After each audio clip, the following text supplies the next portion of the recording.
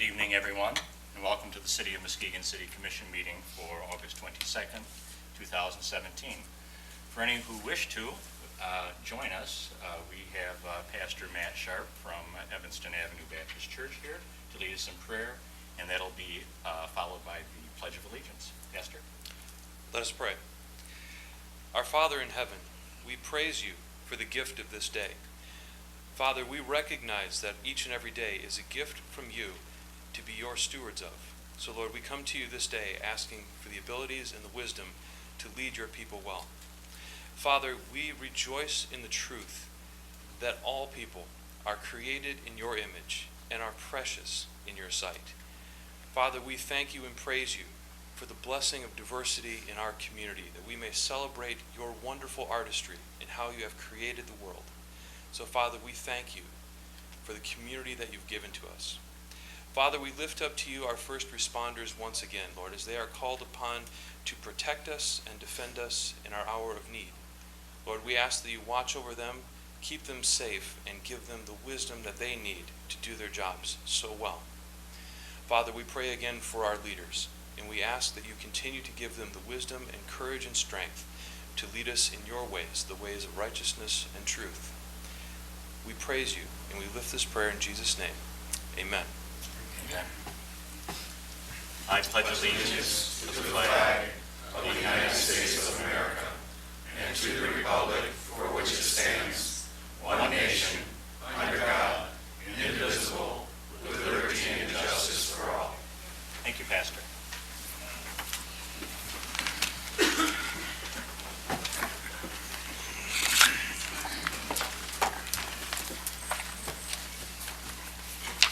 May we have the roll call, please?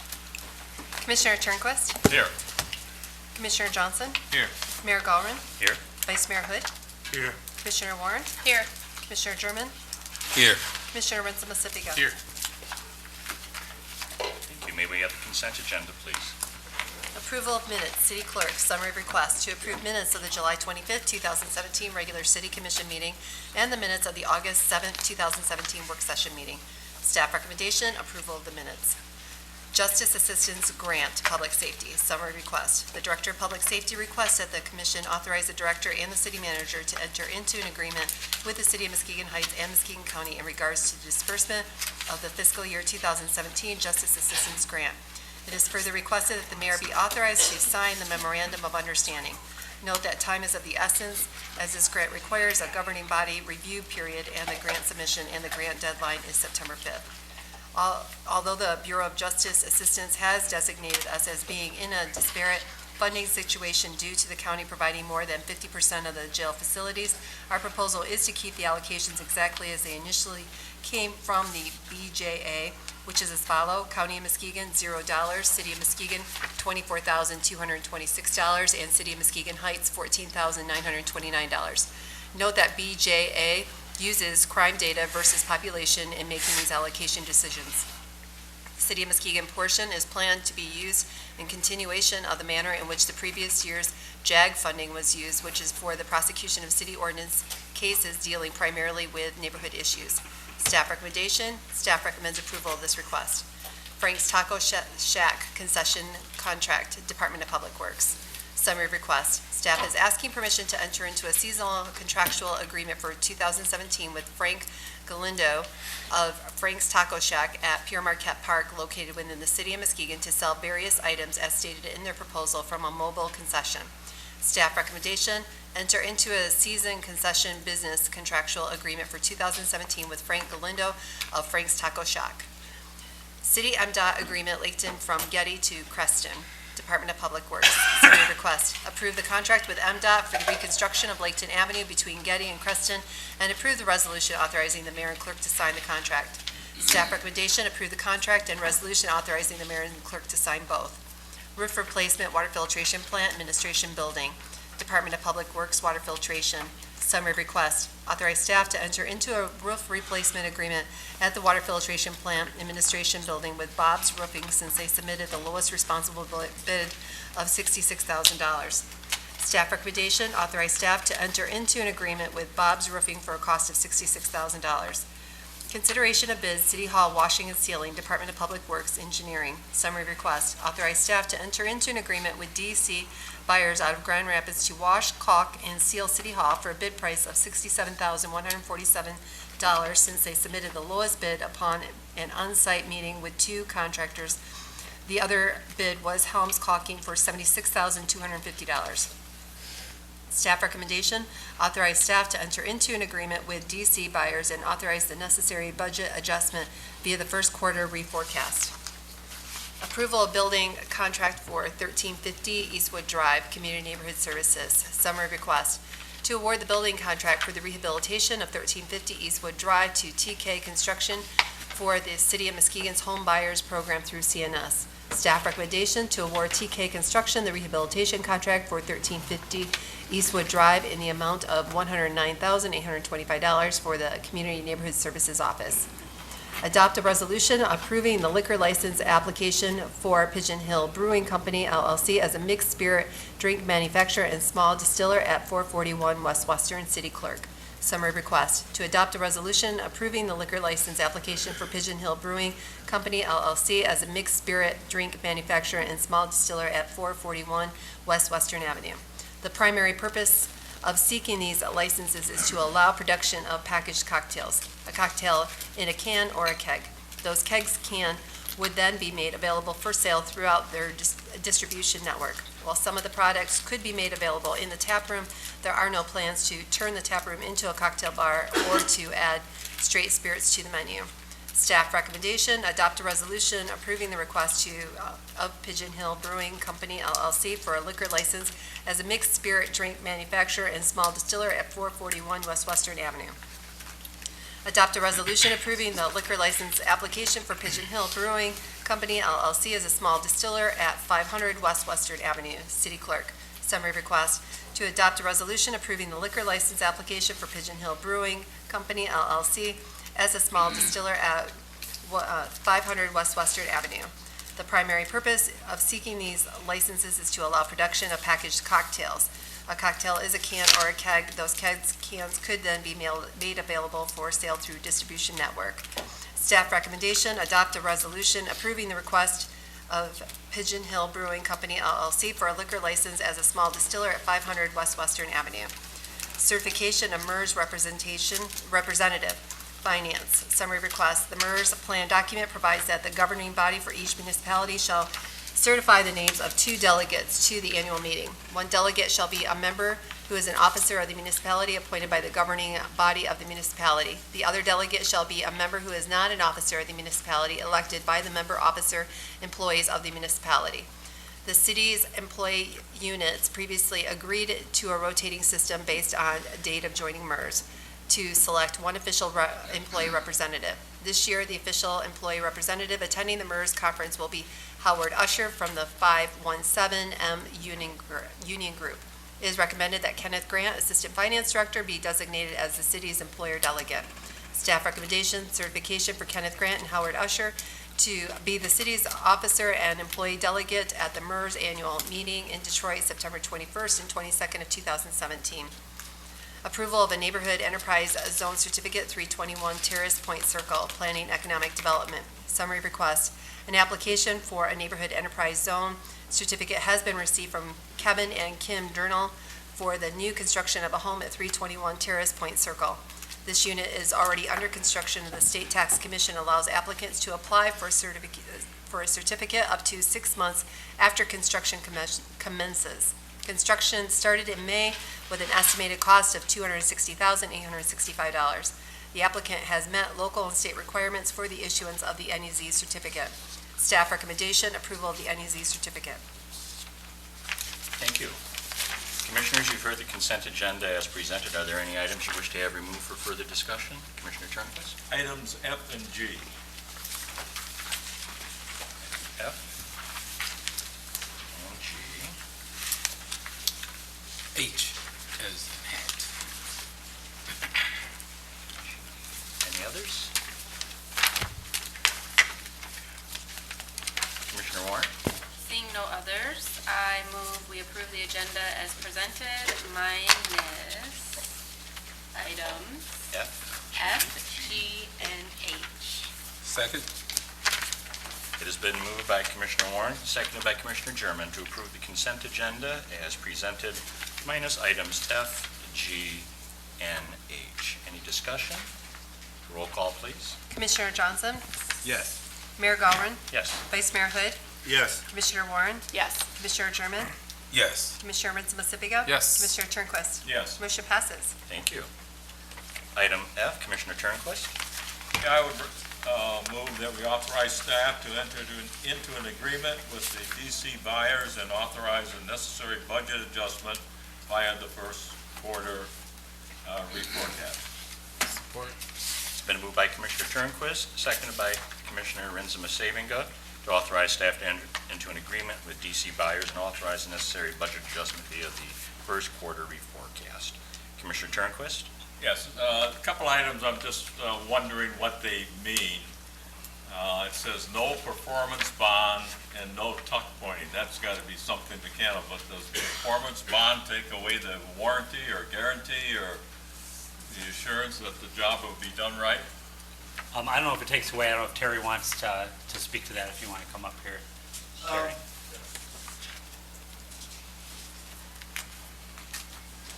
Didn't feel like the performance bond was necessary. That it would just cost us more money. It was $8,000 on it, but what, is it a risk on our part not to have that if the work is not done satisfactory? No, I don't believe it is. Okay. Any other questions? Commissioner Johnson? On the same topic, do we know what the performance bond entails? Because I saw the other bid include a 5-year warranty on materials, and the other bid was a little over $10,000 higher and included the 5-year warranty. What did the performance bond on the proposed bid, the recommended bid, entail? I think the performance bond was just to ensure they got the job done in a timely In a manner. timely fashion. So it wasn't a warranty on materials or No, it wasn't. anything? Okay, yeah, so I can see why we wouldn't spend $800 just to ensure they get the job done right. And we're not paying them until the job's done. It'll be complete. Yeah, right. So, okay. Right. Appreciate it. Thank you. Thank you, Terry. All right. Roll call, please. Mayor Gowron? Yes. Vice Mayor Hood? Yes. Commissioner Warren? Yes. Commissioner German? Yes. Commissioner Muskegon? Yes. Commissioner Turnquist? Yes. Commissioner Johnson? Yes. Motion passes. Thank you. Item G, Commissioner Turnquist. I would move that we award TK Construction the rehabilitation contract for 1350 Eastwood Drive in the amount of $109,825 for the Community and Neighborhood Services Office. Support. It's been moved by Commissioner Turnquist, supported by Commissioner Johnson to award TK Construction the rehabilitation contract for 1350 Eastwood Drive in the amount of $109,825 for the Community and Neighborhood Services Office. Commissioner Turnquist? Unless I read it wrong, we had two bids, TK for $109,000, but there was one from a company by the name of Nassau for $95,000. That is correct. And why do we choose the higher one? Well, we chose the lower one, and we brought it before you last month to approve an agreement with them. They did not show capacity, and so now it's been close to 40 days, and they were not able to commence with the rehab of 1350 Eastwood Drive. So we talked to the spec writer to see if we should go out for bid. He suggested that with the two bids that we had, that the second bid was, even though over cost estimate, but this particular gentleman was known, his work was known, and that he could do the work. And so, looking, I think we provided to you the alternative bids that showed the other two items that we will include in this agreement, and the difference kind of brings them all within $100,000 of, they're both in the $100,000 range, and both over cost estimate, but going out for bid is a little costly to do it, and we are not going to receive, there's no guarantee that we would get more bidders. And the project has sat for almost 2 months now, I guess I forgot about NASA. We talked about them at another meeting, and they had to come back with some verification of They their... did. Well, Nassau is a female-owned construction company minority. So we were excited to be able to work with a female-owned company as well as the minority. And they'd recently received their lead abatement license, and so we'd spoken to the state about working with them, and the state was very active in their role and said that they would be glad to do that. And so we went forward with confidence, but they couldn't get the workers that they need. And so one of the things that I think our office will do in the future is to try to create some workers in lead abatement. So it's an 8-hour class, and it's something that we can help support, and other communities would be helpful to help support that as well, just to get a few workers. And that was really the issue with Nassau. They didn't have capacity to do the lead work, and it was all inclusive in the bid. And neither of the two wanted to separate that out, and our spec writer decided that based on what was submitted, that TK had the capacity, and he can start Monday, if approved tonight. Okay, thank you. Any other questions for Onita? Commissioner Johnson? Thank you, Mr. Mayor. Yeah, that's disappointing that Nassau didn't have the capacity, because I know they have done work for us in the past. They did Park Avenue last year and did a very quality job on that rehabilitation. So that is disappointing, but it's understandable that we only have 2 bids, and so we have the defaults in the next one, and if they're a quality bidder, which you've deemed them such, then that's where we're at. I was a little surprised to see the discrepancy between the spec estimate versus what the bids came back. I guess it's a result of a very competitive and strong construction and contractor rehab market right now. That's what we were told. Yeah. Just curious though, because we requested bids on just the base rehab and then alternative bid, which included the hardwood floor repair and the sprinkler repair. For the Nassau bid and alternative bid, it was about $5,000 more to do the additional work for the repairs to the sprinkler and hardwood. And TK Construction, it came back about $1,400 more for those repairs. Why what's being proposed or recommended is just the base bid accepting and doing the base contract work, not the additional repairs. We're just wondering why not spend the additional $1,400 to make those repairs? Do we not think that $1,400 would create more than that in value for resale of the home for those repairs? No, we are accepting the alternative bid. We're adding that in. It is being added in? It is being added in. Okay, So it's the- not listed as such in the staff recommendation. That's listing $109,825 for the staff recommendation. So we need to modify that for $111,275? Yes. Okay. We can do that. What normally happens, we accept the agreement based on the actual standard bid, and then we decide at the signing whether or not we will include the alternative. Okay. With Nassau, we would not, because it was cheaper for us to seek an outside water sprinkling system company. They had already given us a bid Gotcha. for They were gonna less. piecemeal it. Correct. Okay. And in this case, the $1,400, we've already spoken with TK Construction and let them know that we would be honoring or would like to include the alternative bid in with this agreement. So Okay. That makes sense. when it comes to the mayor, it will have that additional $1,400 and we'll have Okay. it signed. That makes sense. I think spending the $40 for those repairs will unlock greater Absolutely. than that in value and reselling the property. To legal counsel, do we need to make any adjustment to the motion or just? I think to do so certainly would make it cleaner. Okay.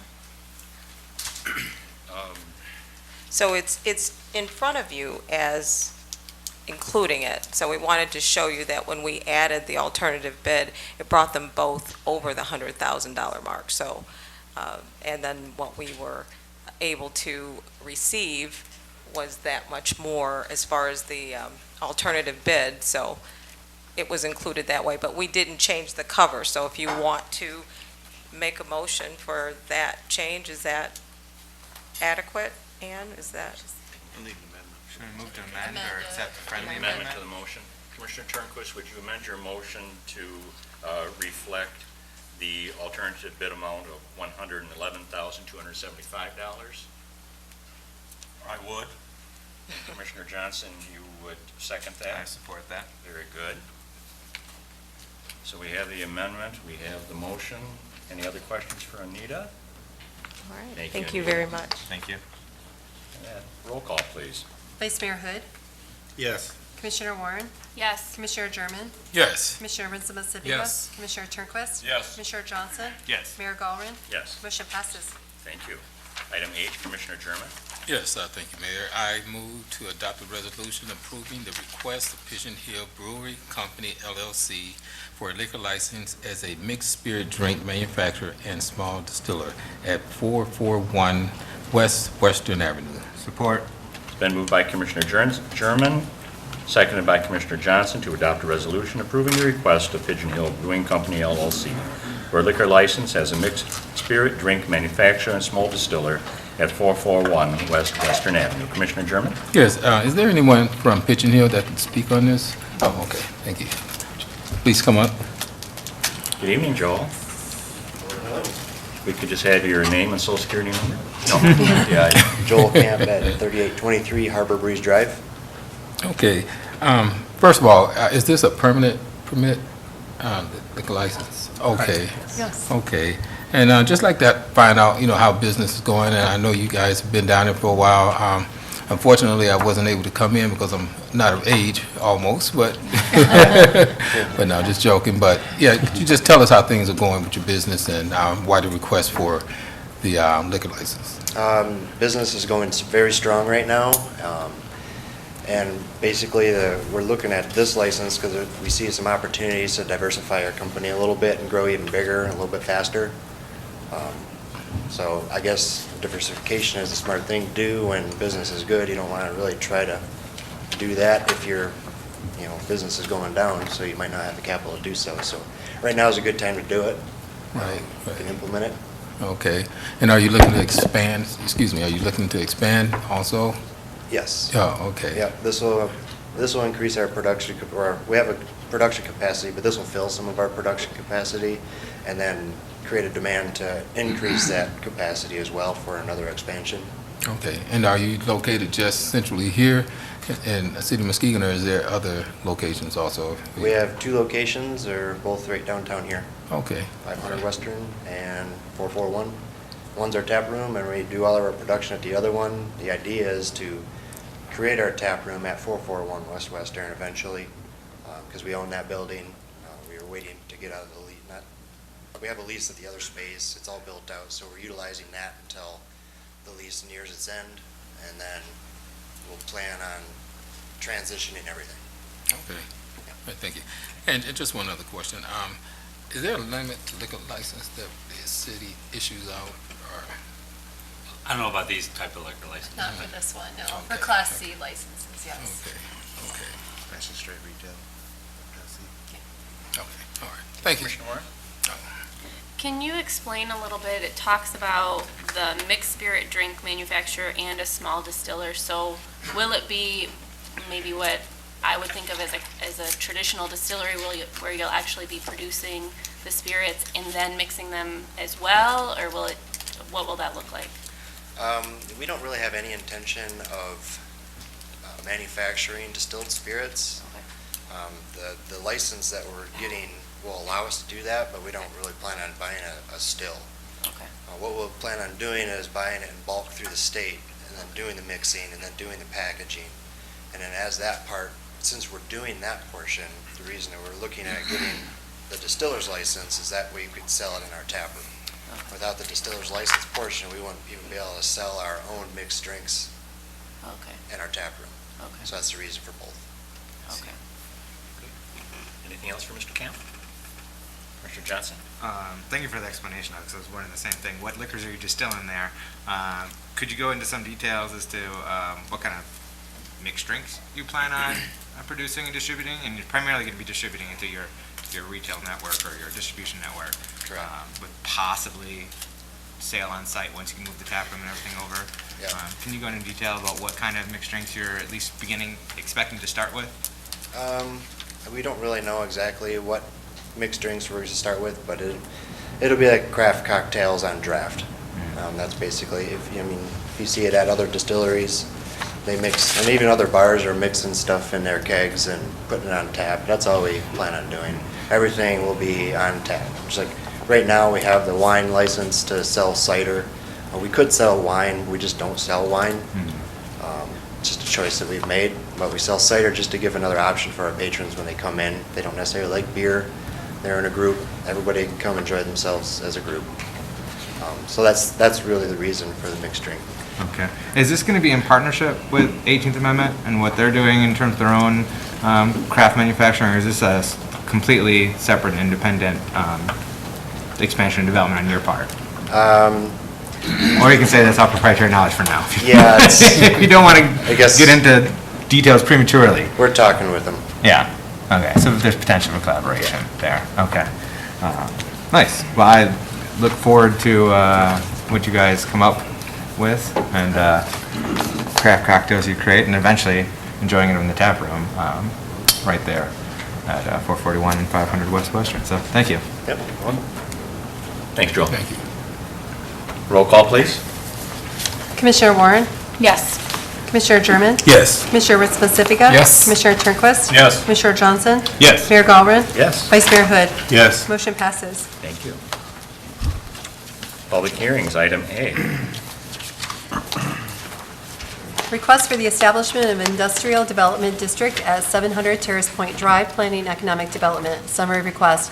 Pursuant to Public Act 198 of 1974 as amended, KLO Outdoor has requested the establishment of an industrial development district at 700 Terrace Point Drive. The company is in the process of moving its corporate offices to this location and plan on making significant upgrades to the real property. The establishment of the district will allow the company to become eligible for the industrial facilities tax exemption abatement. Staff recommendation, approval of the establishment of the industrial development district.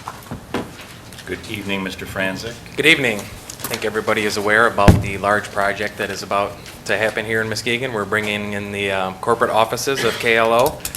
We do have Mr. Dave Harris here from the company. If you have any questions, they'd like to get started pretty quickly, so we got word a couple weeks ago that they would like to move forward on the IFT designation, so we can establish the district tonight, and that will give them the leeway to go ahead and start with the construction and the remodeling, and they can apply for the certificate up to 6 months after that starts. And also, I've been working with the Hinman Company, who owns the property, on some additional parking there, so we've worked out a really good design to add a lot more parking, but also keep it really nice and landscaped like it is currently. Any questions for Mr. Franzik at this point? Any questions for anybody? Commissioner Warren? Could the representative that's here from the company come up, please? Good afternoon. Hi. Mr. Harris, good evening. David Harris, KL Outdoors. I just have had residents that are curious about your company. If you could, you'll do a much better job than I could of explaining what you do and your history a little bit. If you could just briefly tell us a little bit more about KL Outdoors. Okay. KL Outdoor was established by my father in 1982 and eventually moved to the Muskegon area in 1989, where we constructed the first of our buildings. And since then have grown significantly over the last however many years that is. I'm too old now to remember. Don't say that. We were in school together. So. Yeah, I know it. I know it. We recently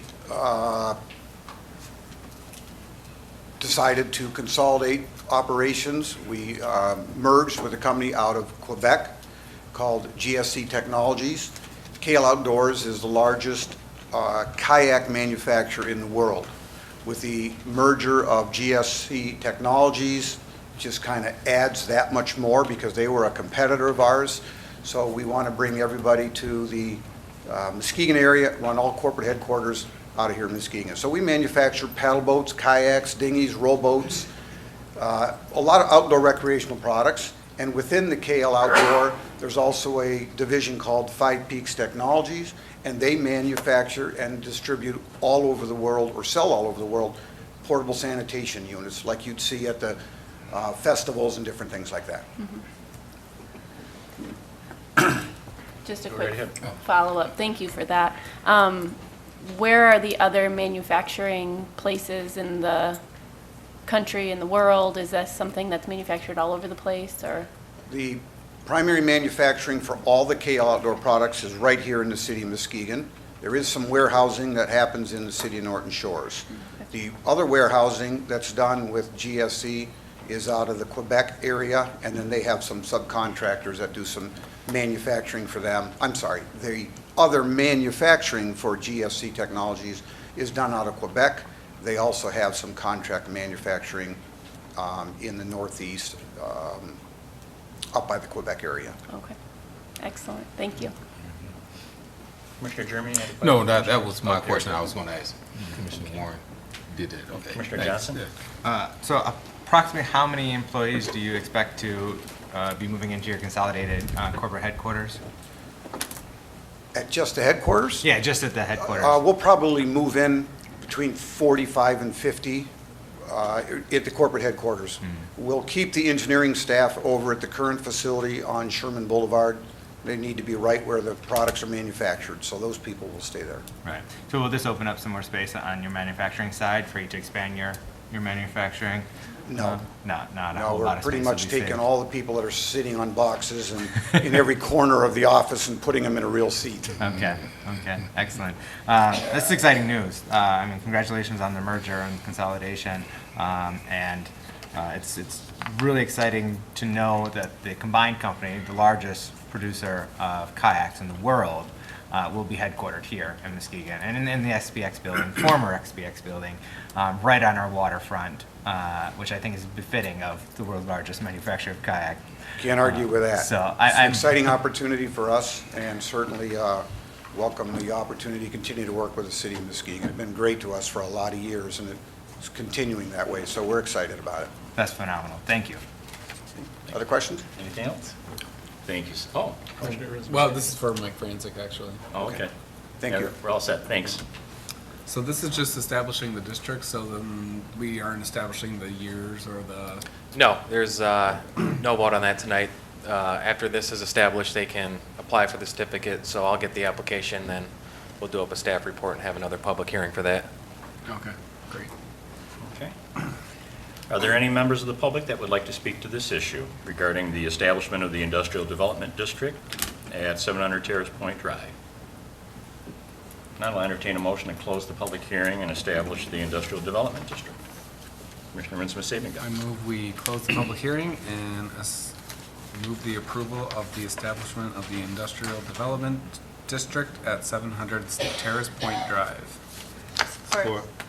It's been moved by Commissioner Rinsma-Sabinga, seconded by Commissioner Warren, to close the public hearing and approve the establishment of the Industrial Development District at 700 Terrace Point Drive. Any comments or discussion? Roll call, please. Commissioner German? Yes. Commissioner Rinsma-Sabinga? Yes. Commissioner Turnquist? Yes. Commissioner Johnson? Yes. Mayor Gallren? Yes. Vice Mayor Hood? Yes. Commissioner Warren? Yes. Motion passes. Thank you. Under new business, item A, please. Concurrence with the Housing Board of Appeals notice in order to demolish the following: 1047 Wood Street, 1826 Ray Street.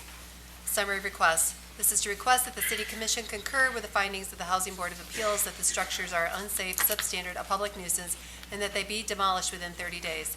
It is further requested that the administration be directed to obtain bids for the demolition of the structures, and that the mayor and city clerk be authorized and directed to execute a contract for demolition with the lowest responsible bidder, or staff may issue infraction tickets to the owner, agent, or responsible party if they do not demolish the structure.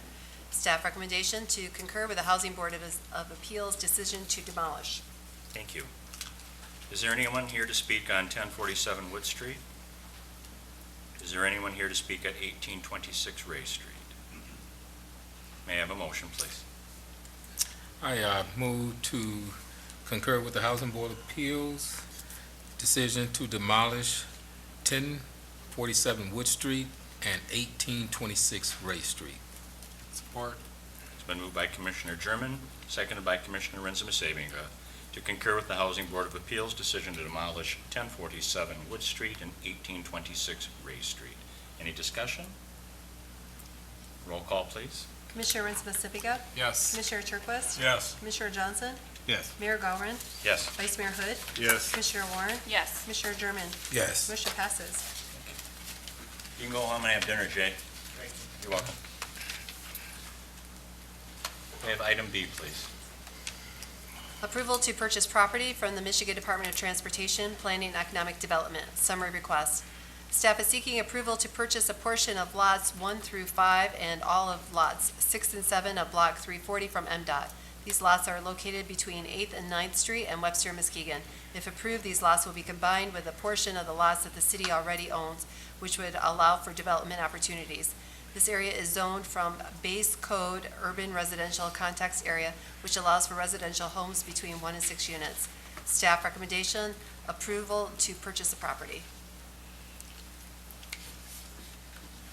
Commissioner Rinsma-Sabinga? I move we approve the purchase of the property from the Michigan Department of Transportation for portion of the lots 1 through 5 and all of lots 6 and 7 of Block 340 from MDOT, located between 8th and 9th Street and Webster, Muskegon. Support. It's been moved by Commissioner Rinsma-Sabinga, seconded by Commissioner Johnson to do all that. Now, to approve the purchase of property from MDOT 1 through 5 and all of lots 6 and 7 of Block 340, located between 8th and 9th Street in Webster, Muskegon. Questions for staff, anyone? Commissioner Rinsma-Sabinga? So are we gonna market this at all if we purchase this? Yeah, that's the intent. In this area, we recently rezoned a form-based code, so you could have anywhere from single-family all the way up to 6 units, or row houses, or anything in between that there. So is the plan to list it then with a realtor? Yeah, well, first we want to get a hold of it, but I think we would either put out an RFP or market it with a realtor. We've owned the other lots for a number of years, but they're essentially, they're kind of worthless without the road frontage piece. Okay. So it kind of completes the property that we already own. Anything else for Mike? Thanks, Mike. Oh, Commissioner Warren, sorry. So just to clarify, the entire area would be for residential homes between 1 and 6 units, or each of the properties, or what would be? Well, yeah, right now it's only one parcel, so we would envision parceling it off, and you could do as small as 30-foot wide lots, or if you wanted to do multifamily, I believe the requirement is 40-foot wide. Up to 6 units would be 50-foot wide, so we could either market it for all 6 units and try to do something really dense, or we could play around with it and offer a whole different variety. Okay. But we anticipate it could be between 8 and 9 lots. Okay. All right, thanks. Breathe some life into that section. Trying. That'd be great. Commissioner German? Yeah. Like when you say development and marketing these properties, are you saying like they're not actually homes, but they're apartments or duplexes or something like that? Did I hear you say? Well, yeah, it's just vacant land now, but we anticipate marketing them to be parceled off into 8 or 9 different parcels, and you could build single-family homes there, or duplexes, or have 3 to 6 units, or we could do row houses similar to the Heritage Square townhomes. And this is right off Western? This is between Webster and Muskegon, Well, I mean between Webster, 8th and sorry. 9th, so 8th and just south of Ginman Tire. Okay, back in there. So if you can, if there's going to be 2 stories, which would be likely, you would get a view of the lake as well. Right. Okay. Anything else, Commissioners? Roll call, please. Thanks, Mike. Commissioner Turnquist. Yes. Commissioner Johnson. Yes. Mayor Gowron. Yes. Vice Mayor Hood. Yes. Commissioner Warren. Yes. Commissioner German. Yes. Commissioner Rinsma-Sibiga. Yes. Motion passes. Thank you. Item C, please. Convention Center City Manager, summary request. In partnership with Muskegon County and Parkland Properties, The City of Muskegon is exploring the concept of constructing a downtown convention center, which will combine a hotel self-assessment with accommodation taxes to raise the funds to finance a convention center connected to the Elsie Walk Arena and the Holiday Inn. The city would likely be asked to carry the debt associated with the improvements, which could be as much as $15 million. The debt payments would be paid with accommodation tax dollars and would not affect the city's general fund. Staff recommendation, authorize city manager to sign the letter of intent to enter into a partnership for the purposes of constructing a convention center in downtown Muskegon. Vice Mayor? I move to authorize the city manager to sign the letter of intent to enter into a partnership for the purposes of constructing a convention center in downtown Muskegon. Support. It's been moved by the Vice Mayor, supported by Commissioner Johnson, to authorize the city manager to sign the letter of intent to enter into a partnership for the purposes of construction of a convention center in downtown Muskegon. Any questions or discussion at this point? Commissioner German? Okay. Yeah, I'd like Frank to just kind of explain some of the topics that we talked about earlier this month, but the part with debt associated with the improvement and how this project would fully be funded. Because I've had residents ask me about it, and I was trying my hardest to kind of talk to them about some of the things associated with it, but and how it will impact residents, and will residents be taxed or anything like that? Okay, sure. So we talked about this at the last work session, and so I'll try to go over it without the benefit of a PowerPoint or anything like that. But the short answer is no, there won't be a tax levied on local residents or on properties or things like that. Where the dollars come from are partially via self-assessment that the owner of the Holiday Inn and the Shoreline Inn would be agreeing to self-assess on the hotel guests at their two properties, equal to 4% of the room rate.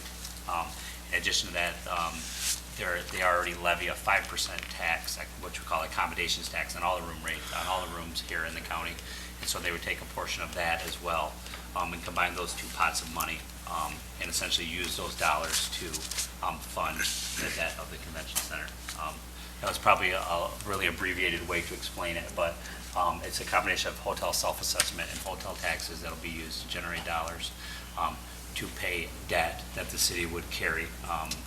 The city would own the structure, and we would partner with the county and with Parkland Properties to operate the facility and cover any what we call operations shortfalls if there are any.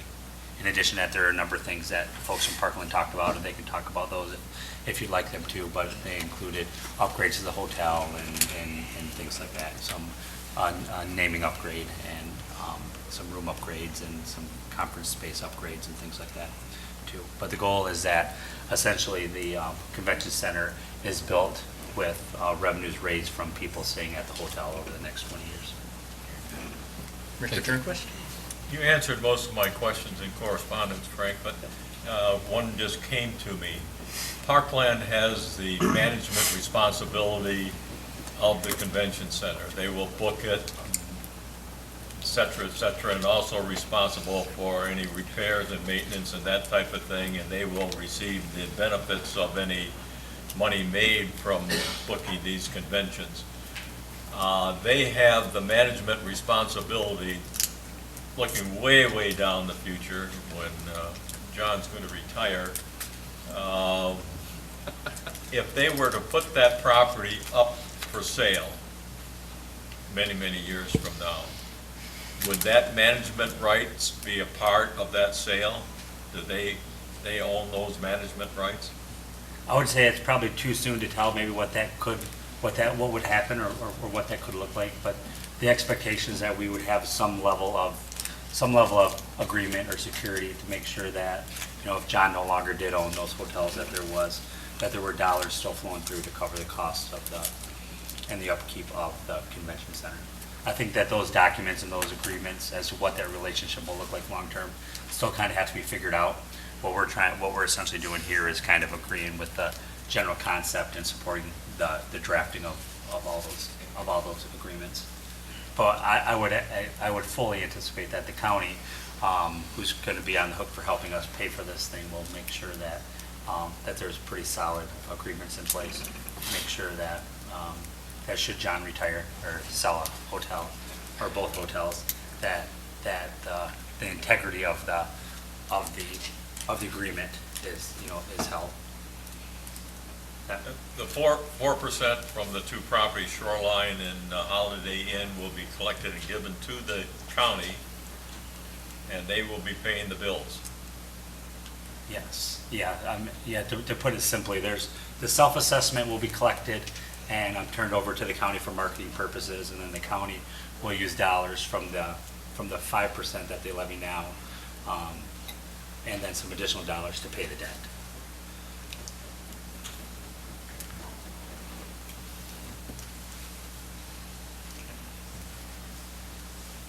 Commissioner Warren? It was really helpful at the work session with the research being presented about the study when it comes to if there was a market for it and all the details of the information we're talking about today. With this just being the letter of intent, the other documents that you're talking about, we would expect to see those in the coming months for any further approval. Correct. Commissioner Muskegon? Have there been any changes or, discussions since the work session that are pertinent? I mean, this basically sums up, we could have done the letter of intent maybe at the last time. I think there was support for it, but I'm just wondering if there's any developments. I think probably the only development is that I know the county board had their meeting today, and I don't know if we can get an update from them, but I think they had a vote on supporting the concept as well. Is that correct? I'm saying nods up there. So that would be the one development, would be that the county has formally given their nod of support to the concept as well. There you go. Commissioner Johnson? In terms of that support, is it also a commitment from the county or expectation from the county that they're going to be backstopping this so that if adequate revenues are not generated with the 8% coming from the hotels, or if the company goes bankrupt or something happens that the revenues are not coming in to the same expectation, that financing, payments on the financing is going to be backstopped by the county? Did we get any kind of assurances from that? That's to be still be hammered out in the agreements long-term, or what? Yeah, I think at the end of the day, those agreements still kind of have to be figured out, but if you remember, the concept was essentially that the county would be committing to making those bond payments to us. Mm-hmm. So I don't know if the right word was backstopping, but absolutely that the expectation from our standpoint is that the county would be committing to pay those bonds, whether the hotel room revenue comes to fruition or not, with the full expectation that based on our history, everything we see, we take a pretty dramatic change to not meet those expectations. Yeah, I'm confident that with the current growth trajectory of our local economy, tourism, and the hotels, that there will be sufficient revenue, and then even greater growth when the convention center does come online, that they have no problem financing. In fact, the trajectory that we saw, the forecast that we saw, was more than enough money coming in on the near term and building up a pretty healthy fund to help pay for capital improvements over time, as well as covering the bond payment. So I'm fairly confident the money's going to be there, but I always like to know, just in case, kind of worst case scenario, who's going to be on the hook, in the end, and if the entire ATAC can potentially be used to cover this. If the 8% is not enough, then that's reassuring, because while I'm okay with this using our full faith and credit of the City of Muskegon, our general obligation, to finance this, even to the tune of $15 million, I'd be have reservations about expecting our taxpayers and our general fund to cover the cost of financing that. But I think that this is a novel approach that Parkland Properties and the county's been pursuing. I know that the county has been working on this for years now, and it came to a bit of a standstill when the entire countywide ATAC, the advisory or Accommodation Tax Advisory Committee, was not going to get on board with financing it, and Parkland Properties continued to work with the county in finding another way forward, and coming up with this novel approach, this creative approach, and I appreciate that effort that went into that. And so I'm supportive of this conceptually. I think the devils are always in the details. So I certainly am supportive of it right now, and I look forward to seeing what all agreements get hammered out and details thereof. But I think this is a very positive step for our downtown. And as Commissioner Warren indicated, there have been a number of studies showing that there is demand for such facilities in Muskegon. So again, thank you, and I support this letter of intent. Thank you. Anything else, Commissioners? Roll call, please. Commissioner Johnson? Yes. Mayor Gowron? Yes. Vice Mayor Hood? Yes. Commissioner Warren? Yes. Commissioner German? Yes. Commissioner Ritz-Pacifica? Yes. Commissioner Turnquist? Yes. Motion passes. Thank you. Is there any other business to bring before the body, Commissioners, this evening?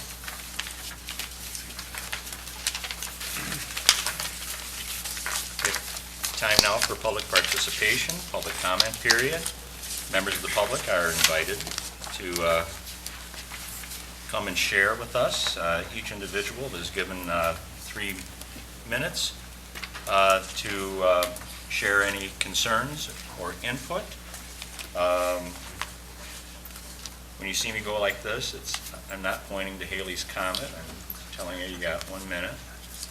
Sometimes you get a little more, depending on the crowd. And we'll take your comments and your name and contact for future follow-up. First up, I believe, is Alicia Grennan. Ms. Grennan, if you'd like to come forward, please, just give your name and address.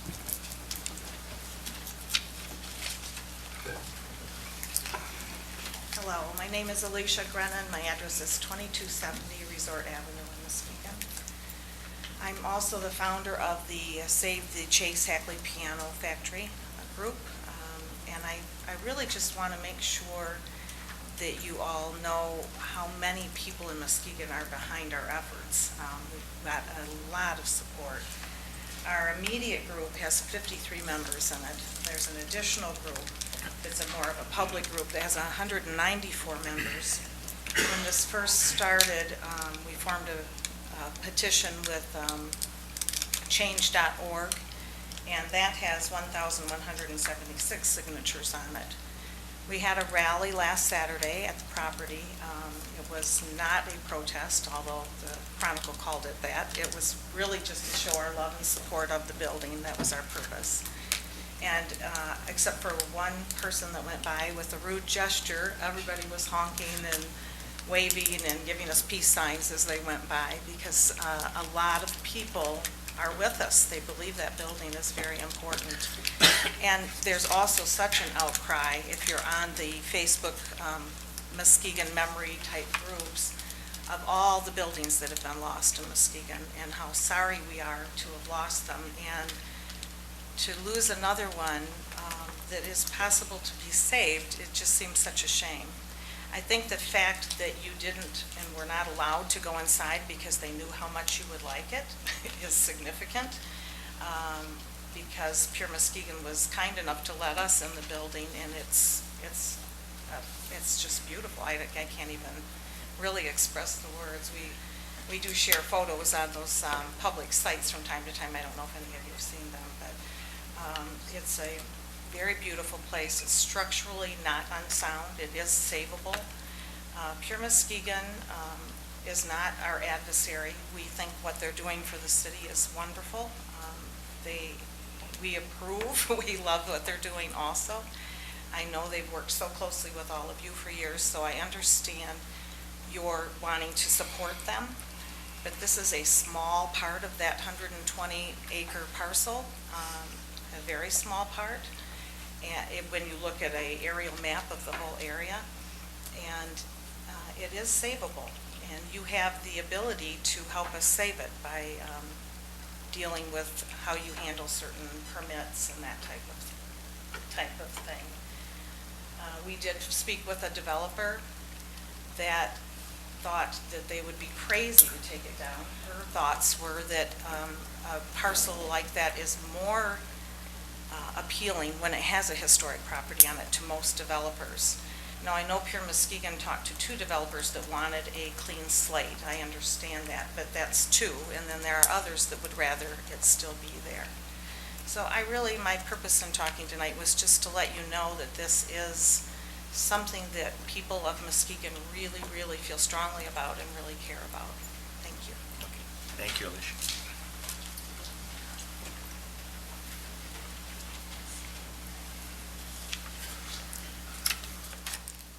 Sorry, Frank, I can't make a... Oh, okay. Okay.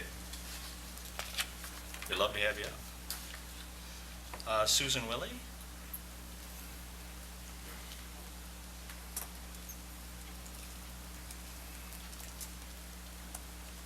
My name is Susan Willia. I live at 3023 Peck Street, Muskegon Heights. I also represent the Save the Chase Hackley Piano Factory building. And I just want to take a chance to remind you of some of the treasures that were saved in this city, some of them at the very last minute. The Frauenthal building, the Noble building, the Century Club, the Russell Block, and the Hackley and Hume homes. And I want you to take a minute and think about how much bleaker this community would be without those buildings, had somebody not come in to save those buildings. And, you know, as Alicia said, when we started this group, we set up a petition. The first time we came here, we had 500 signatures on it, and now we have well over 1,000 signatures on that petition.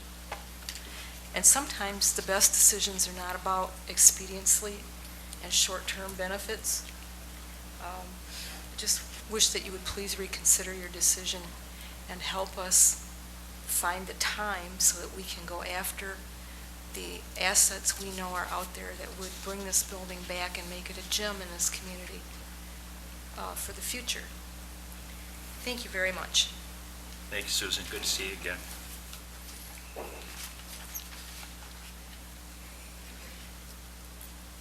Joe Weber, would you like to come up, please?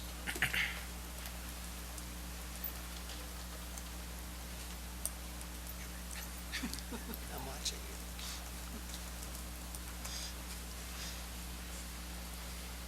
Make it through all the equipment over there? Pretty much, yes. Permission for 5 minutes? I might not take that long. I'll yield the rest back to you so you can make comments. Okay.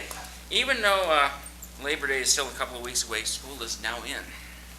And for the next few minutes, I will be your professor. Okay. Historic buildings. By the way, I'm the one who's sending you the annoying emails. Oh, they're not annoying. They're informative. They're good emails. Okay, historic buildings, 6 practical reasons to save old buildings. First, old buildings have intrinsic value. Buildings built before World War II tend to be built with higher quality materials and rare hardwoods from old growth forests that no longer exist. 2, when you tear down an old building, you never know what you're truly destroying until you tear it down. New businesses prefer old buildings. Many businesses prefer and thrive in old structures such as bookstores, restaurants, antique stores, neighborhood pubs, many small startups. Old buildings attract people. Older buildings are more interesting. America's downtown revivals in other areas suggest that people like older buildings. Regardless of how Americans spend their lives, people prefer to picture themselves living around old buildings. Number 5, older buildings are reminders of the city's culture and complexity. Tourists and longtime residents are drawn to historic buildings. A city needs old buildings to maintain a sense of heritage. 6, regret only goes one way. The preservation of historic buildings is a one-way street. There is no chance of renovation or to save historic sites once they're gone. And we can never be certain what they will be valued in the future. This reality brings to light the importance of locating and saving buildings of historic significance. Because they are one piece of history that is destroyed, they are forever lost. Why preservation? Rehabbing historic properties can be a critical part of promoting the energy efficiency by preserving the energy already spent by building these buildings in the first place, rather than expanding additional energy for new construction. A new green,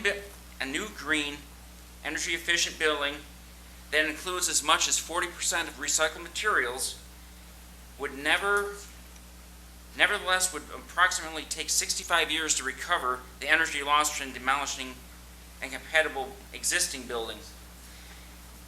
An historic building or district must be a tangible symbol of a community's interest in honoring its heritage, valuing its character, its sense of place, and getting the most out of prior investments in infrastructure and development and the encouraging growth in already developed areas.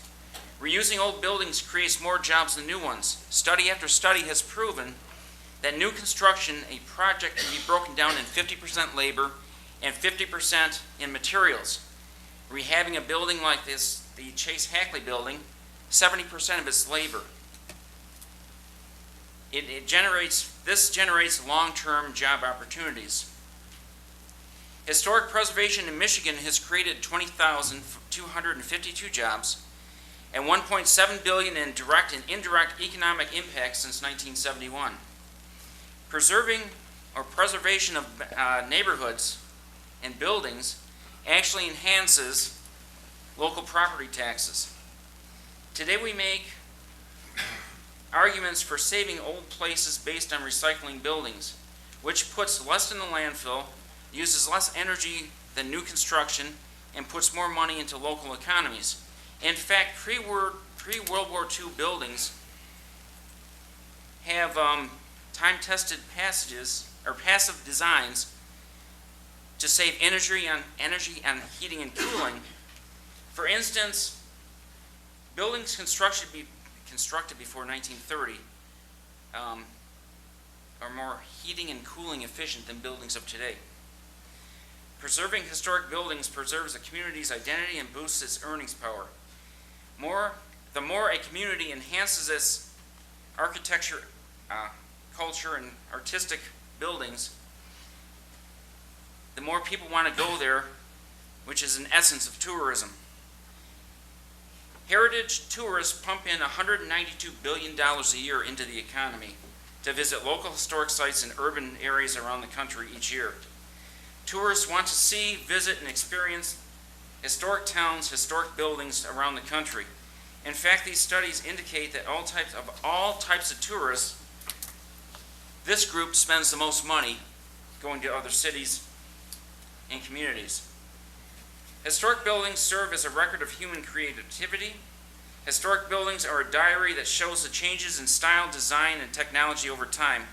Collectively, historic buildings showcase the human achievements and remind us of where we've been. The Chase Hackley 25 seconds, Joe. I got how much? 25. Oh, phew, I thought you were going to rush me. All right, the Chase Hackley Piano Factory is an historic building and building that needs to be saved. There have been many reasons that Pure Muskegon, the commission, and people out in the public have said for tearing it down. We have an ever-changing dollar amount to restore it, and now they're saying that this building is too old and will not match the development. Is this important?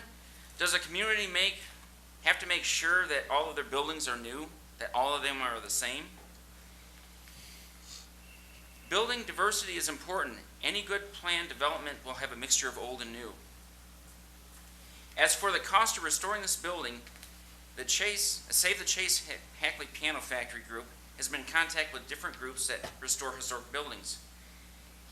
The Chase Hackley Piano Factory could get in grants and tax breaks and tax credits. Anyone want to take a guess of what they could get if they applied for these different avenues of funds? Probably $2 million. They could actually get between $4 and $6 million of money towards restoring this building. Time, sir. 30 seconds. 30 seconds. Okay, I'll be quick. Okay, the restoration of this building is a way for Pure Muskegon and the city of Muskegon to give back to the community.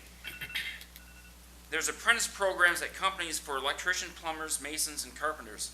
Hire these companies to do the restoration and allow these individuals to get their apprentice programs to gain hours and eventually get their journeyman licenses. Give tax credits to companies and individuals in Muskegon that donate their time or materials towards restoring this building. Yes, the Chase Hackley Piano Factory is important. We need to save it. Thanks. Thank you. Thank you.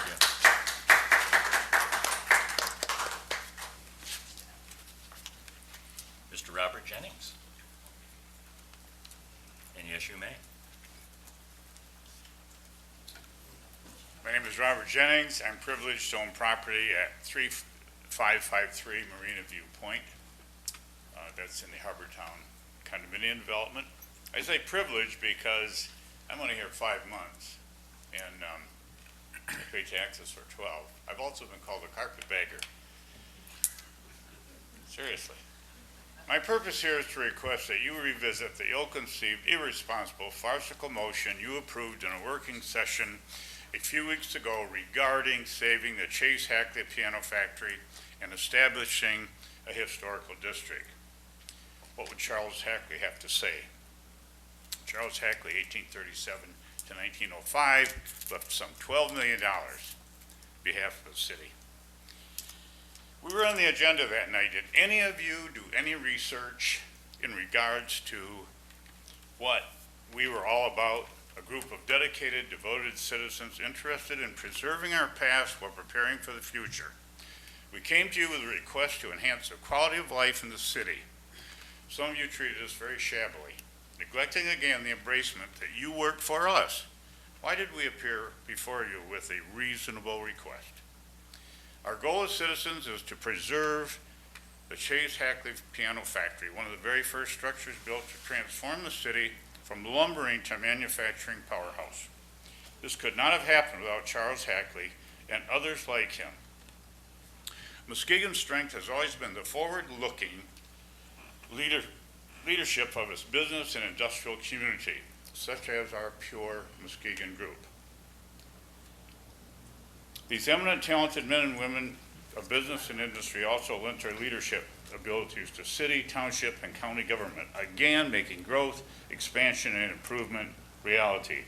Muskegon was once the foremost city on the lakeshore, bar none. Sadly and regrettably, this is no longer the case. Well, why not? What caused the cataclysm? In 1959, Muskegon was a vibrant, bustling commercial and cultural center.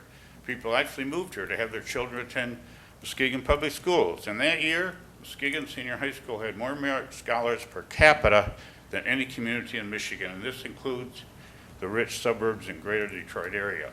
Astonishingly, in just 2 decades, a wrecking ball mania invaded this city, and you know the results. It continues today.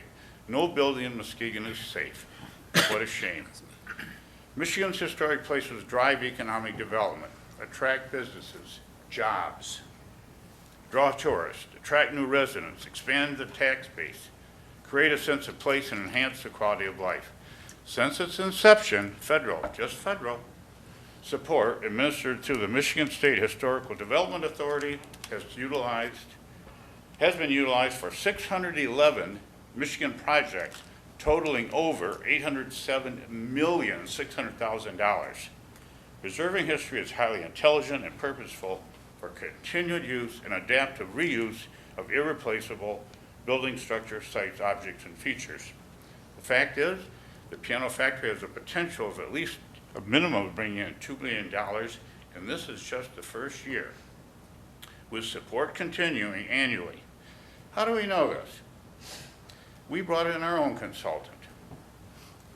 Now, we're not a group of wealthy people, and I did not know this committee 2 months ago, except for Sean Mullally.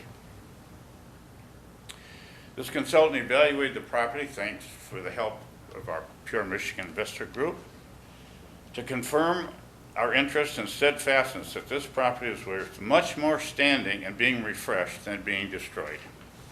Once the building is demolished, millions of dollars are forfeited forever. Detroit, by the way, is being rebuilt with federal dollars. Lastly, we are greatly, greatly appreciative of the Pure Michigan Investment Group.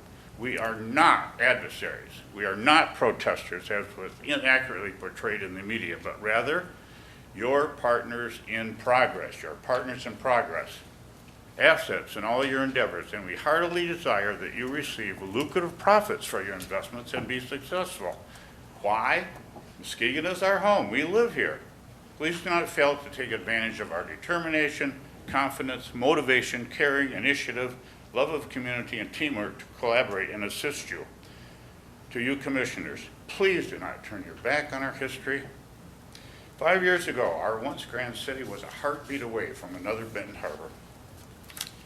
4 years ago, Mr. Peterson was selected to become city manager after years of drought without effective management. During his short tenure, the city has made remarkable progress, but Frank Peterson cannot do it alone. Firstly, following his career track, just as he left Springfield to come here, he's going to go on to be successful in larger cities where he will apply his skills and talents. You as a commission must step up or step out and stop misgoverning, making frivolous decisions, put the wrecking ball to rest, and preclude the disasters of the past to continue. If Muskegon is to reach our potential, and we deserve to do so, then decisions must be made to bring new life to what history has bequeathed. It's all about choosing a course of action so that our community grows, develops, and improves. Thank you very much. Thank you, Mr. Denny. Are there any other members of the audience that would like to speak at this time? Mr. Alexander? Mr. Mayor, very briefly. Dave Alexander, downtown Muskegon now, and I want to be one of the first to publicly welcome KL Outdoors to downtown Muskegon. A huge investment, a huge win for our community and for the company, I hope.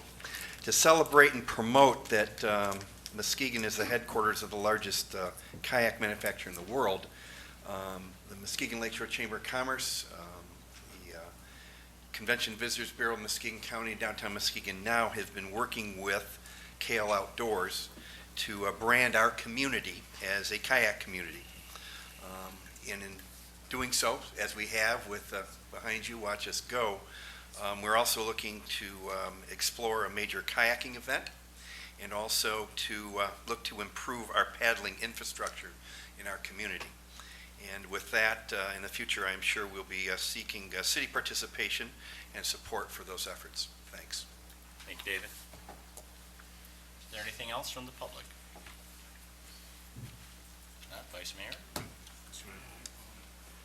Mr. Johnson? I actually have a question from one of the people that addressed us, Mr. Weber. Briefly.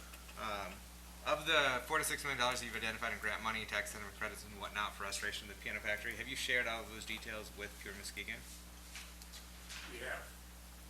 Our consultant met with those folks and tried to influence them as to the potential value, not just of the piano factory, but the stack worth $1 million, and the railroad that connects that property with downtown.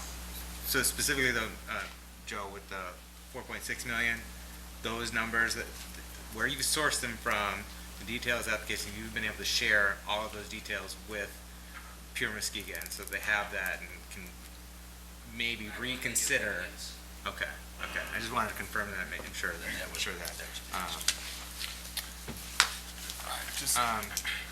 I would, related to those numbers, it must be the case that the amounts depend on how much is invested.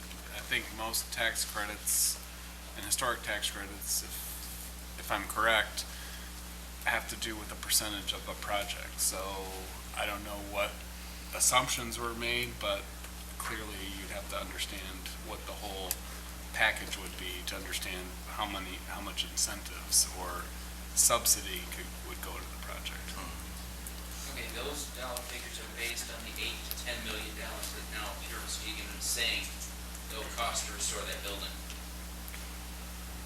So it's based on their current numbers. And that's possible. I don't know what all the sources are. Commissioner Johnson? If I could ask Frank a question. So we heard from this group last month in terms of wanting us to permit them and us together to do a study just to determine historical significance and whether it could be registered as a historical building, one in which this commission declined to support. I thought it merited at least exploring and studying to find out if it is indeed historically significant, and I do definitely support saving that building. It's very one of the oldest buildings in our community, and it could really be a beautiful restored building there. But after that meeting, I had actually at the meeting, I said, if we had the money, if we're flush with cash, which we're not, we've got shortfalls in cash and we've got a tight budget. At that meeting, I did mention, well, if we were flush with cash, I could see saying we'll put up the money for demolition if it ultimately comes to that, just like we could buy some more time. And I don't think our general fund is flush with cash, that we can just, at the time, Pure Muskegon indicated it'd be about $180,000 to demolish it. And their rationale for wanting to demolish it sooner than later was that Melching was on site, and if Melching had to leave and come back, that they would then charge them $180,000 to demolish it. And so after the meeting, I was thinking, well, SAPI left us with a $500,000 economic development fund when they pulled up stakes and left. That's money that we've put to good use in terms of development downtown, and that's been returned to us even with our investments and loans from that. And we've grown our economic development fund as well. I think we're $800,000 approaching $1 million now in terms of the economic development fund. So that's when I suggested to you afterwards, well, maybe we can take $180,000 thereabouts and say, hey, we'll put this alongside a developer that wants to come in. Let us do an RFP. Let us do a request for proposal for this property.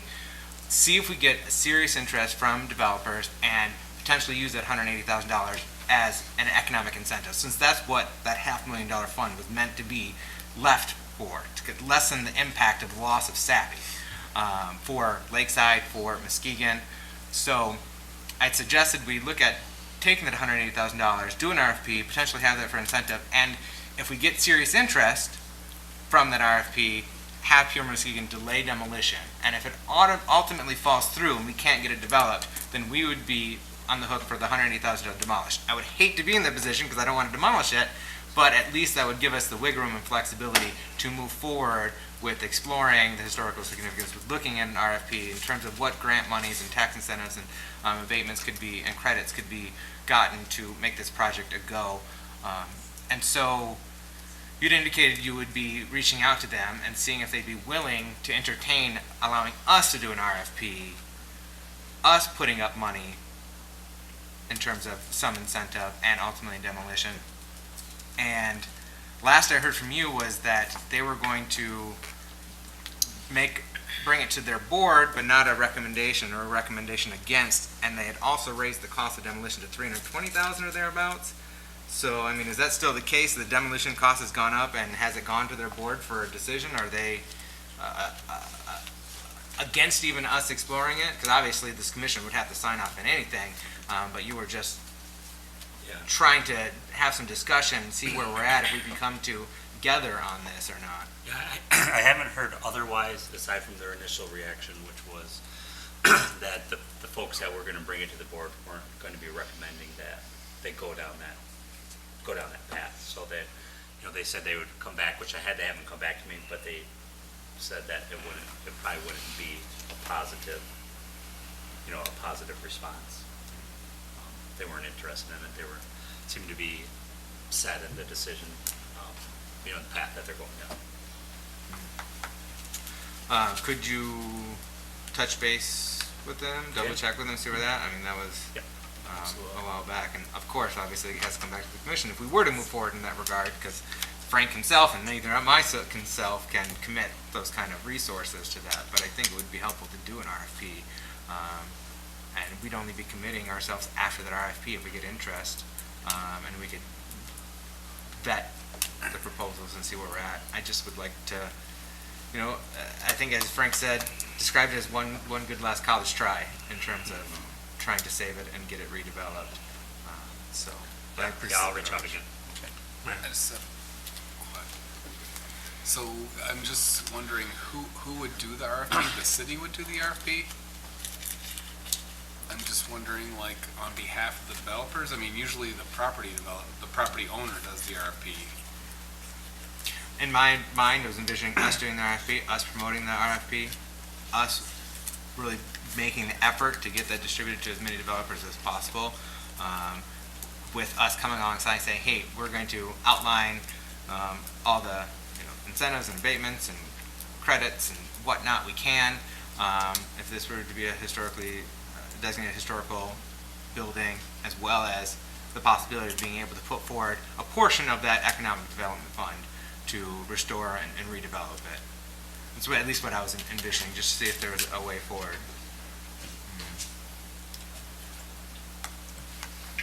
Oh, go ahead, Joe. I just have a question. All right. When Amanda, from Grand Rapids, when we came originally to ask for the permission to do a study group, in a study group appointed, she was mentioning that we're further ahead than any group that you've seen in regards to the history of the building. Okay, is there, the proper term, like grants we could get in case it comes to the point that the building does have to come down? Isn't there grants we can apply for to cover that demolition if it was to happen? Which I don't think would happen. Because if we were able to find developers that would develop that property, you guys would have a real gem down there. You'd have a real moneymaker. Yeah, I would say the blight abatement dollars that we've found, at least that we've used for demolition stuff, have been pretty clearly unable to be used on things other than residential properties. So we've been unable to find ones that we can use on old commercial or industrial buildings. They've been more difficult to find. If it was a big giant house, then yeah, I would say probably there's a likelihood we could find some dollars through MSHDA. We just have not found those types of dollars for buildings like this, unfortunately. Because if we were given time, we could find someone that could develop that building. We just need time.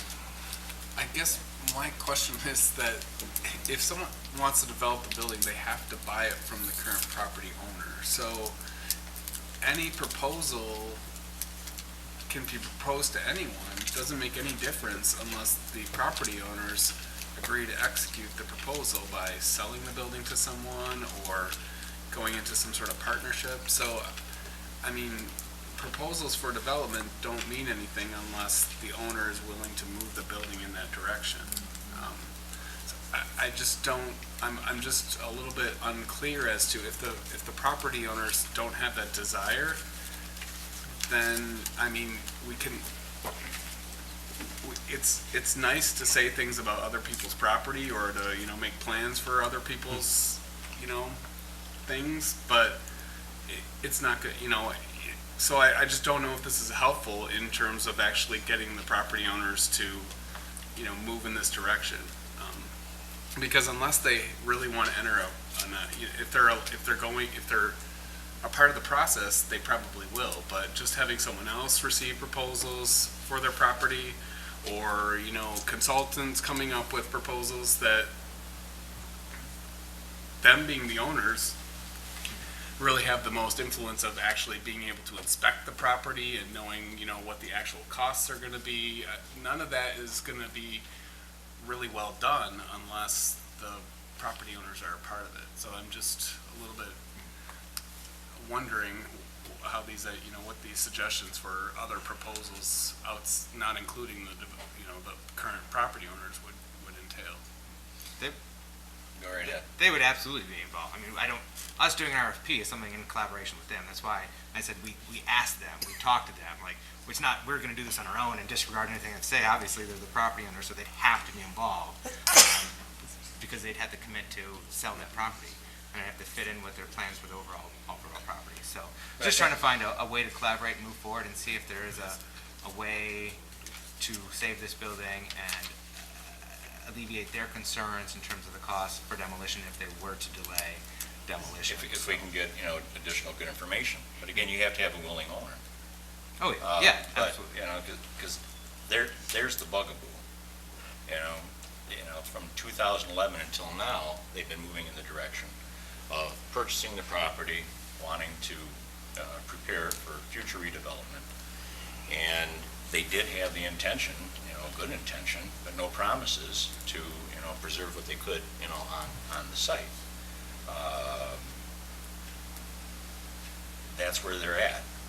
I said it last time, and I'll reiterate, for me, if we moved unilaterally in another direction, it would be a smack up, aside their head. We're not doing them a favor, the last meeting, by not putting moratorium and on demolition and, moving for a study. I don't feel that's a favor. It was just, that's how, I viewed the situation. That's like, changing the rules, that would be changing the rules in the middle of the game.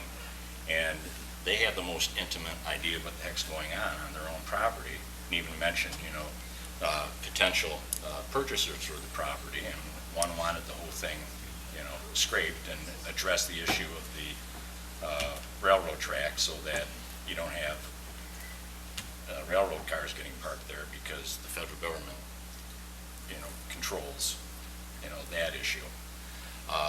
But, additional outreach, by all means, but you have to have, a willing property owner, you have to have a willing partner, to, move forward in the discussions. But one thing I will say, and I totally agree with you as a Muskegon boy, the fact that, Charles Hackley did so much. But I want you to keep in mind that these are the new Charles Hackleys. These individuals are the new Charles Hackleys. They are moving us from the era of old industrial and into modern manufacturing. They have provided businesses and employment throughout this county and continue to do so. The city of Muskegon, beginning in 2002, 2003, the commission is the damn reason why you have any buildings remaining from the old days on Western Avenue. Because the property owners, which we were a partner with, to acquire the old mall property, wanted the whole damn thing scraped and would have settled for a strip mall. And we currently have current property owners that came in and testified that the damn buildings weren't worth it. But we stood our ground. So that's why you have a Russell block, and that's why you have a little bank building. And we finally have, great work going on in the old Hackley Tower. So I do take issue with that we don't take seriously our heritage. And we fight hard for it. Because sometimes we really are expert in urban redevelopment. We know what the hell we're talking about. And I've learned quite a bit over the past 16 years, just a little bit. But, yeah, we're going to wrap this up, okay? One more comment, and then we're wrapping up for the night. I do have a question on a different topic. Pardon me? I just said I have a question about a different topic. Okay. Go right ahead, Joe. June 8th, we were invited by Muskegon to have a meeting at the country club with them, with Wes Eklund, Steve Olson, Tripp Johnson, and Larry Hines. I was sitting near Wes Eklund. He said, when he came out, he said it was going to cost between $8 to $10 million to restore the building. Most likely it'll have to be tore down. But he would entertain and he would welcome anybody that would come to take that building and restore it and save it, because that was their ultimate goal originally. So I think, to answer your question, yes, there is some interest on their part. If someone had money to invest and restore that building, they would accept it. That's good to know. Let's know that. Thank you. Did you say that was Wes Eklund that Wes. said that? Yes. Ken? Thank you, Mr. Mayor. I do have a question on another topic, but I will just say on a closing note for that, I'm going to be buying a lottery ticket for the Powerball tomorrow, and if I win it, I will guarantee you I will use that money to buy that building and restore it. I meant to ask during the convention center if we can go back to that just briefly, if that's okay, Mr. Mayor? Yeah. So what is going to be the process going forward? We got the letter of intent now. We're going to be hammering out details of the agreement in terms of how the money and how the construction. Who's going to be, this is going to be in partnership, Parkland County and the city. We're going to be working hand in hand in terms of hammering all that out. And then who's going to be overseeing construction of it? So Parkland is going to manage it ultimately. Who's going to oversee construction and letting the bids and accepting the bids and all that, and choosing the contractors? Who's going to be overseeing the construction phase of this, assuming we get there, which fingers crossed we do? I guess that's still a little bit to be determined, but being that it's probably going to be our building and we're going to be financing it, I would assume that we would be essentially leading that, but in partnership with the county and the CVB to make sure that we're, I mean, it'll be a process, but at the end of the day, it's going to be our building, and it's going to be our debt. So Okay. the likelihood is that we're going to play a pretty significant role in managing that and hiring the contractors. Okay. And in that regard, I think that we need to, and even if it were going to be the county controlling it or Parkland, whomever, I think it's important that, given that it is the city's, debt, that we're shouldering, and ownership of it as well, that it's important that we look at procurement policy. The significant public works project of $15 million, procurement policies that help to ensure that as many of those dollars as possible are spent on local contractors and local employees, and that money can stay in our community, circulate in our community. I think that's really important that we look at that of a project of this scale. So I would like for staff to explore that, and I think there's enough consensus on the commission for staff to explore that. Correct me if I'm wrong here, commissioners. I see some heads nodding, a lot of heads nodding, but. I agree, let's yeah, keeping it local. Okay, so let's look at that and make sure that we can keep as many of those dollars in our community as possible and circulating here. Thank you. Okay, Commissioner Warren? I have two topics briefly to touch on. Yes. One, to piggyback on what you brought up, Mr. Alexander, with the kayaks. There is the Watch Us Go boating effort, which is very exciting, a very grassroots effort, offering free kayak lessons at Hartshorn Marina. The next one is August 24th, so this Thursday. Free, show up, and they do ask that you register so they know how many are coming. You can see that information on Facebook, but I'm just so excited and grateful to the efforts that have been put forward to increase accessibility to our lakeshore for our residents. So I'm just ecstatic about that. Hopefully, people can take advantage of that opportunity. The other thing I'd like to touch on is Chief Lewis is still here. I just have some questions, if you could come and answer them in regards to what residents should do to report graffiti, and or if they experience or observe harassment of any kind, what would be the proper action for them to take? Surely will. Good evening, Commissioners and Mayor. As you know, our community was challenged here in the last couple of weeks with hateful messages displayed in public. I want them to know that our police department is in full support of what's going on as far as investigating, identifying, investigating, and trying to find the person or persons responsible for this. I have personally been in contact with the Muskegon County prosecutor. I have talked with the Federal Bureau of Investigation in Grand Rapids as to what we can do to prosecute these people to the fullest extent of the law. But we are asking, our citizens a couple things. We do need them to report these incidents to us. They do it by calling 911. They can also call our police department directly. They can also go on Silent Observer and text us or call us anonymously to report these activities, because these hateful messages and symbols just will not be tolerated. I personally stood by with the city manager. We went down to the high school where a message was painted onto a statue, and the school officials, along with our city officials, our workers, spent hours committed to removing that message. I also asked the community to not forward these messages. The news media has done a good job at educating the public on this, but anytime you take a message like this, like graffiti, we treat it like graffiti, and you keep forwarding this, the person or persons responsible, that is what they would like us to do, is to keep forwarding this hateful message. And we ask that we all stand together, united to eradicate this type of hateful message and symbols that we see being repeated in our greater community. I hope that answers your question, but we just will not tolerate it. So the 911 calling the police or Silent Observer would be appropriate for graffiti or experiencing or observing harassment of any kind? Exactly, on all those. I mean, they are all labeled as hate crimes. We'll get to the bottom of it. Like I said, I've talked to the prosecutor, and I know for sure DJ Hilson has looked into this in depth, and I really have a lot of faith he'll be very creative in charging these people. Like I said, I've talked to the FBI in Grand Rapids. They're concerned about this, because the person or persons responsible may just cross that line and end up being charged with very serious felony. I don't think the people realize what could happen here. One of our investigations revealed what we would call a suspect.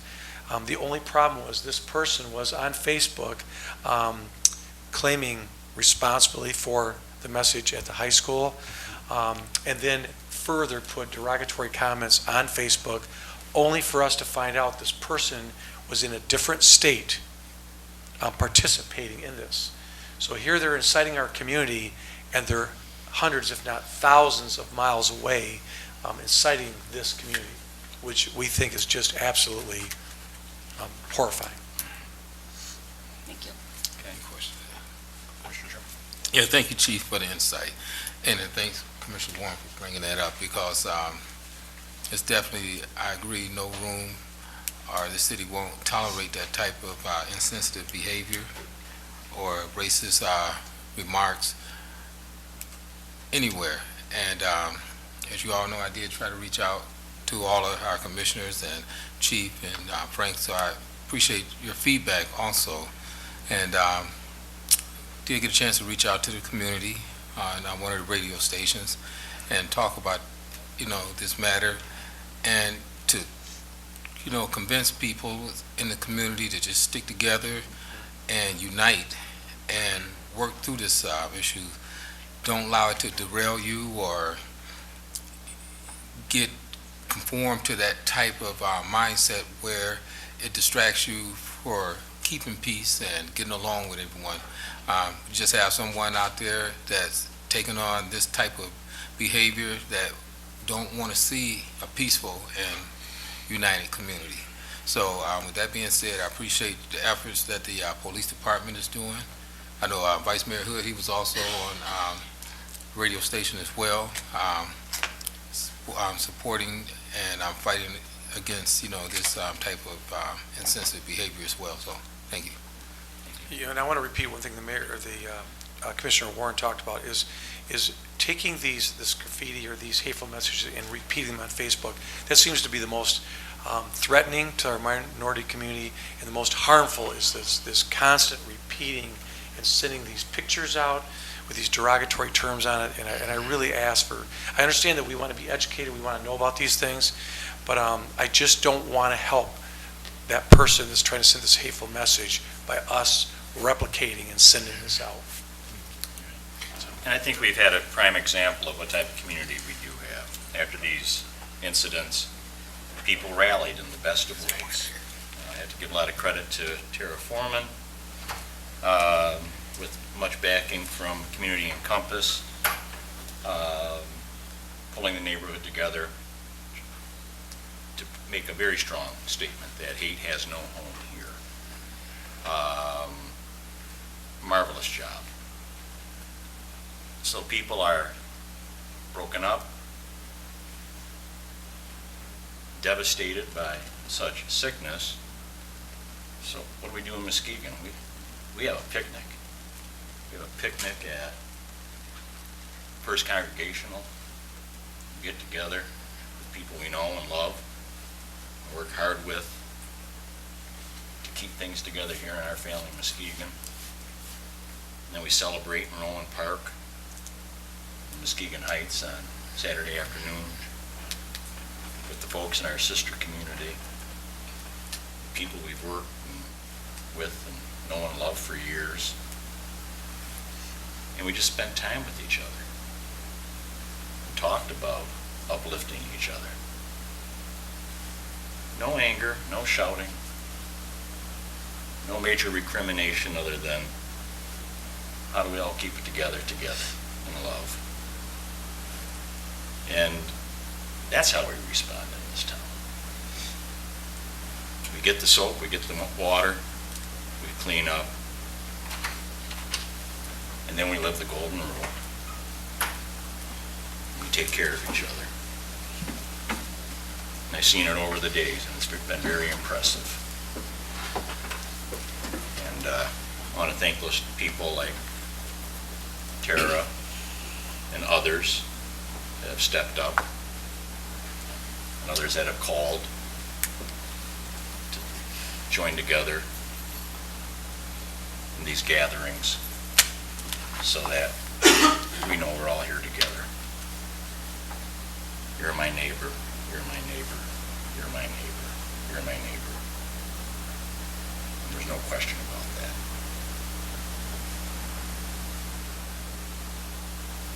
Whenever we say it, we have to mean it. And draw it from the bottom of our hearts. And I think we do a pretty damn good job of it, many of us. I know you all do. Thanks. Vice Mayor? Before I end the meeting, I'd just like to say, kind of echo on what Commissioner German has said, and just give a pat on the back, or just wanted to say that, you know, the African American community has really responded well to all of this. And I've been involved. I worked when we responded in a different way back during the